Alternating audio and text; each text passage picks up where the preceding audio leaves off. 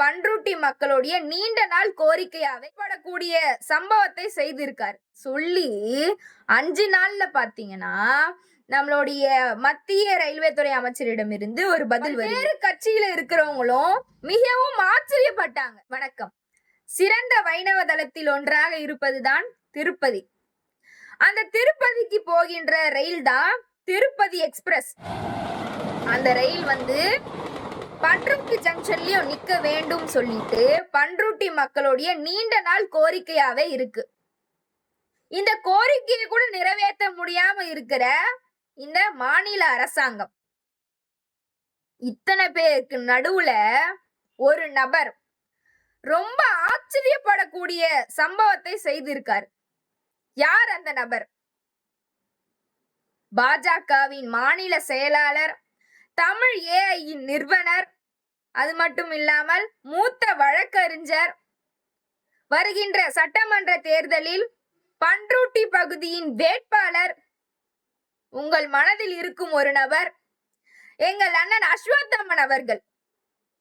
ஒன்னும் இல்லைங்க, தொலைபேசி மூலியமா மாண்புமிகு மத்திய ரயில்வே துறை அமைச்சரிடம் ஒரு கோரிக்கை வச்சாரு. அதுக்கு அடுத்து பிரஸ் மீட்ல பாத்தீங்கன்னா இன்னும் ஒரு 10 நாள்ல இதுக்கான பதில் கிடைக்கும்னு சொல்லி இருந்தார்.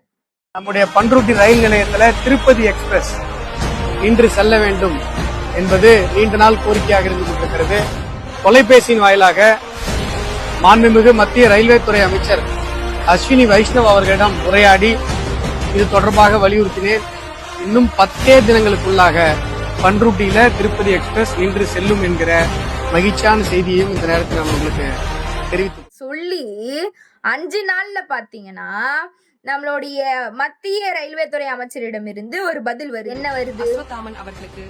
உங்களுடைய கோரிக்கை ஏற்கப்பட்டது. அது ஒரு 3 நாள்ல பாத்தீங்கன்னா பண்ருட்டி பகுதியில திருப்பதி எக்ஸ்பிரஸ் ரயில் நின்றுடுச்சு. எவ்வளவு ஆச்சரியமான செயல் பாத்தீங்களா? உண்மையை சொல்லணும்னா பல்வேறு கட்சியில இருக்கிறவங்களும் மிகவும் ஆச்சரியப்பட்டாங்க. மக்களுக்கு அவ்வளவு சந்தோஷம்.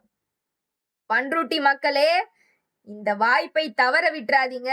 வருகின்ற தேர்தலில் ஒரு சிறந்த நபரை தேர்ந்தெடுங்கள். நன்றி.